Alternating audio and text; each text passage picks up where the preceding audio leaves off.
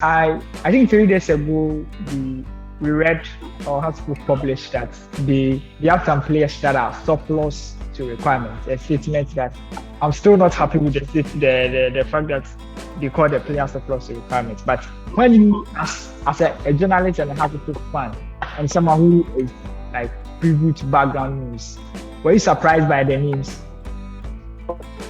For any football club, after a very long season, they would want to sit down and assess how the season went, do a promotion of the season, and find out where they went wrong. And if they achieve success, they would want to see how best they can maintain that, or even possible, if it's possible, improve on that. And that also entails looking at the squad, looking at areas where you think you need to improve. And improving the squad also means that getting rid of some players, or if possible, reducing the size of the squad that you have. So on the right note, I would say that Hasselhoff, did so by deciding that they don't want to engage the services of certain players that they had used within the course of the season. I have to be very honest. I think that the wording of the letter, especially where they said that these players are surplus to requirements, I felt that it was really harsh and maybe disrespectful, because you might not know when a game can engage the players. It could be that some of them will move on, improve on themselves. You might need their services again in your club. So I felt that the wording for that was not the right thing. And I'm sure that going forward, they will try as much as possible not to repeat that. By the way, let's go to the players itself. It's no surprising that clubs offload players, but the individual players involved, like someone like Ansah Botchway, who was very active involved in House of Folk games, and he's out. Like others have said that he still has quality. He's a player that has quality in the Premier League. Is that something that we, the outsiders, don't know? Well, I think that myself, I was kind of surprised, especially with Ansah Botchway, because I felt that it's one player that we would need. Look at his vision for passing. He's good on the ball, especially long range passes. And you currently look at the Hasselhoff midfield. Apart from Suleiman Sari, who has that eye for long range passing and all that, I don't think there's anybody in the team that can do that. Maybe if you're trying to bring in a player like Salif O'Brien, for some couple of seasons now, or the past 2 seasons, even when they helped Hasselhoff, winning the double last season, we had a lot of injury situations. And even last season, you could tell from the injuries that he sustained. If he's fit, he's so reliable. But then again, this is one player that can't stay off the medical room, because in and out of keep getting injured in games. So I was thinking that for a quality, or for that kind of quality, Coach Boydu and then the club or the technical team want to rely on the kind of style that Ansah Botchway brings in. But you look at Hasselhoff also, I think that their strength has been in midfield, and they have built the midfield in such a way that, and even they've recruited well in defense in such a way that there are players that can even come in and slot in midfield. You look at the current Hasselhoff midfield, you have Suraj, you have Suleiman Sari, you have Jackson Awaku, Nuruddin, another excellent midfielder, and then you talk about how good that chap is. So it looks like for Hasselhoff there are a lot of quality within that particular area of the field. And then sometimes coaches might feel that they are bringing in a player of equal quality or a bit younger, or a player that can give him extra. You look at Ansah Botchway's game, I think that his weakest aspect of his game has to be tackling. He's one player that is not really good at forcing, offensive dangers from opponents and trying to cut down the breaks from opponents.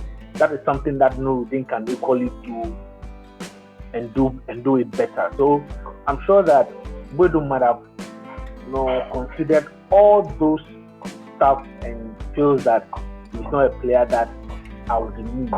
Another point that we can also talk about is that it wasn't Boydu who brought him in.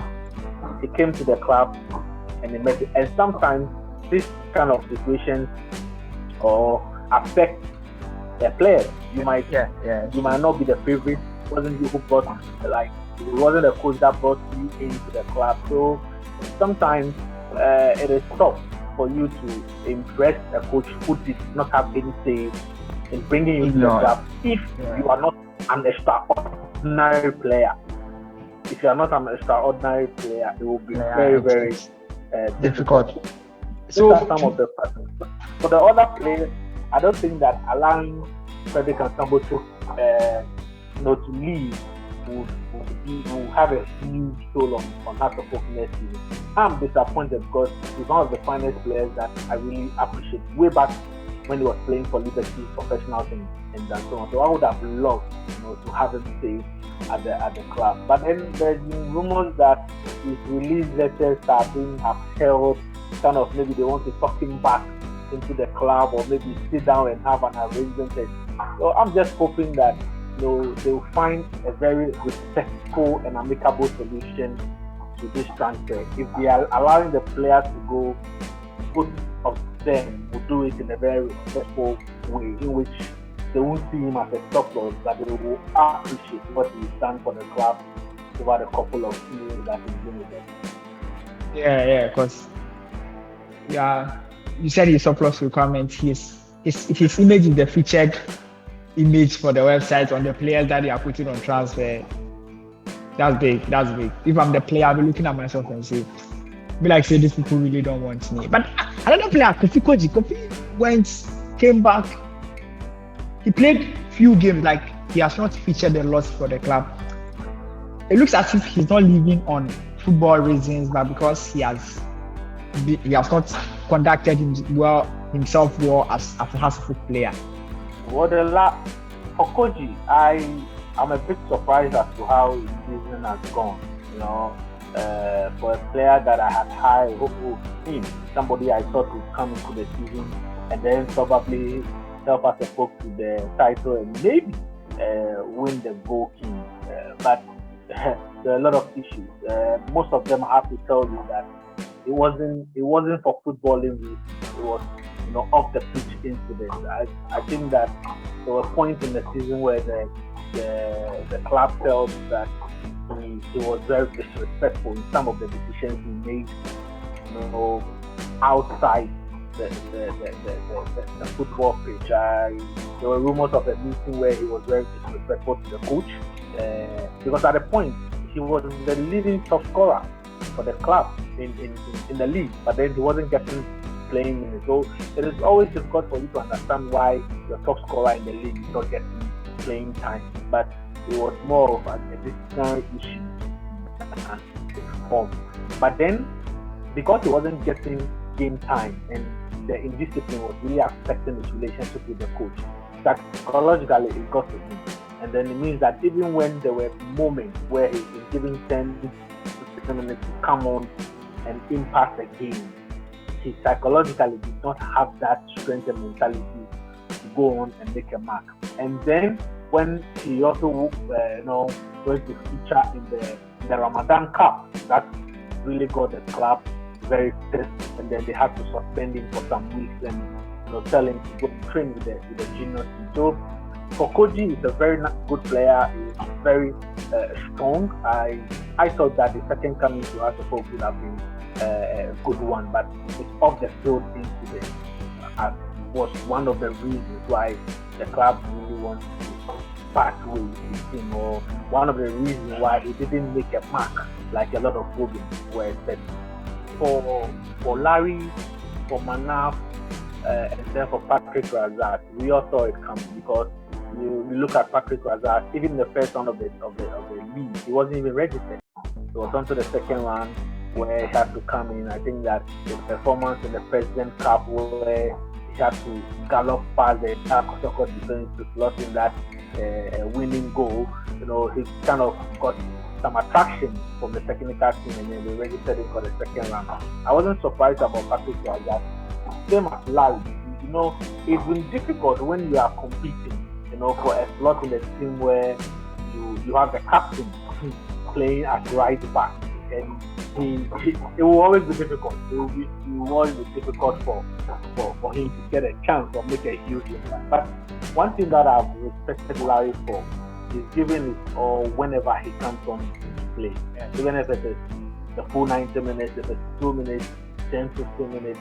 And I think that the guys in camp, or the guys in the team, really like having Larry around, because he's somebody who can really get friendly with. He brought a lot of good vibes to the players in camp. It was just that it was difficult, competing with a captain for a slot in the starting 11, not to even talk about the bench. And now that a player like Dennis Costa even comes in, it will be very tough for him to get a game time. So for Willie Denchi, I wasn't surprised, because I wasn't surprised because of the form of Rowdy Oguka.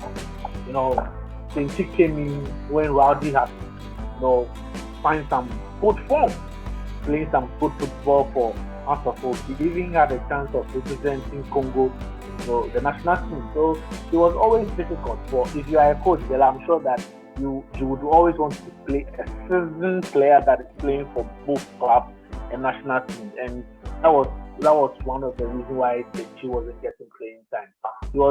I had high hopes in him, from Liberty to Ansah Botchway, but it came at a time when Rowdy had picked form. And I'm a bit disappointed this season, because I thought that when the Congolese had left for the US, this was an opportunity for him to prove that he can equally be good as or better than Rowdy Oguka, but it didn't turn out that way. So it's been tough for Manaf. It's been tough because there's one player that we all thought that would blow us apart. How good he was. I think that one of the things that didn't work out for Manaf is his physical nature. You look at his stature. He looks very small for a player who is almost getting to his 30s, and I'm sure you'll be surprised. But even with that controversy, a lot of issues as to his age was increased instead of being a lot of things. But I think that for Manaf, a bit of lack of form and off the field issues have also contributed to he not getting a lot of playing time in Ansah Botchway. But I'm sure that he would want to go up north. There are a lot of teams, a couple of teams up north who will be competing in the league. RTU is still there.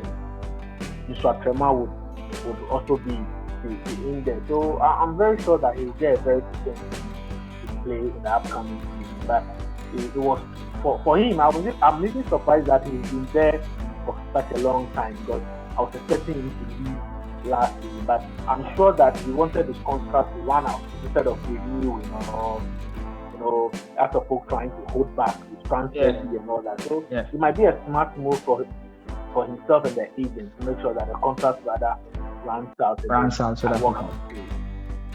So to you, just wrapping up, for you don't think these players leaving Ansah Botchway will have a major impact on the squad, as you guys are also preparing for your Confederations Cup journey? And are you guys going around looking for replacements, or because I've not heard any rumors, like maybe you are closer, you might give us some exclusives? Well, I think that there's been rumors, but first of all, I don't think that with these players they'll really have any effect on the team. For me, I think that we could have still keep Frederick Ansah Botchway because he has a lot of football in him. He's good. And I think that I wish that if it is not too late, the club can still engage him. For the rest, I don't really think that they are huge impact in the club, and they leaving would have any effect on the team. For us to hope, already, I think that 2 deals have been signed already. Konedu Yadom, the Wafa captain, is done and dusted. There is Yasan Uchachi, a Cameroonian. A striker. Yes, the striker. He signed for Asofok, and then there's a junior Kaba also, a striker who has signed for Asofok. There's been a lot of rumors. Francis Chene, talks are ongoing. Razak Kasim as well. Talks are ongoing, and then Jonah Akiki also. And the big one, and then kind of, I don't know, but I don't really see this happening. But you never know, anything can happen in football. A certain Christian Aki, the ex-Chelsea, Porto, Black Star winger. There's been rumors that Asofok are trying to get him to play. But aside that, if it's happened or even if it doesn't happen, I think that I'm very happy that we've had a couple of ex-international players or Black Star players trying to return into the league and give the league such mileage. And you look at the performance of Suleiman Tari, you look at the performance of Samuel Clinton. Trust me, it tells you that our league can still offer something good for this player. So if you are a player up there and you think that your time in Europe is over and you want to calm down, I think the Ghana Premier League is a good opportunity for you to come back. Maybe finish your career or maybe resurrect it and then give us some good football. But I'm very, very happy. And I'm hoping for us to focus on the personal level. I'm hoping that you get the players that we targeted this year. And when they come in, they will make huge impact than the ones that we are uploading or the ones that have contributed to. The ones that are surplus to requirement. No, I'm not going to use that word. The ones that have helped us, and I wish them well. I wish them well. Patrick Razak, Koji, and somebody. I wish them well. And when they go and they do, and they give us good quality football, and they are good for us to go and buy them back, I won't have anything against it at all. They are hoping for a very good season, and I'm hoping that Asofok can win back the title they won last season, and hopefully defend the FA Cup again.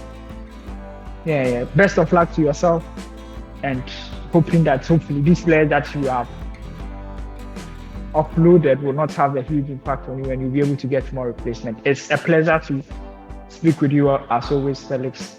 Hopefully another time you'll come for more conversations, but it's always a pleasure to speak with you, Felix. Thanks so much.